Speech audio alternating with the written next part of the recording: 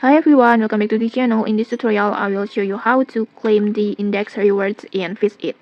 In this newest Fizit update, we finally got a brand new feature, index rewards, and now you will receive a special rewards every time your total island index reaches 25%, 50%, 70%, and 100% completions. So how do you claim them? First, just open the index icon, this one, and then next just tap on mystery like this, and then in here you can claim the rewards.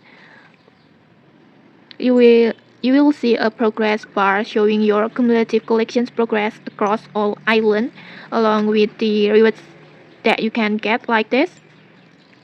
And once your progress reaches the required percentage, the claim button will appear like this, and then just simply tap on claim rewards like this, and then just tap on it again like this, and then just wait for the next level.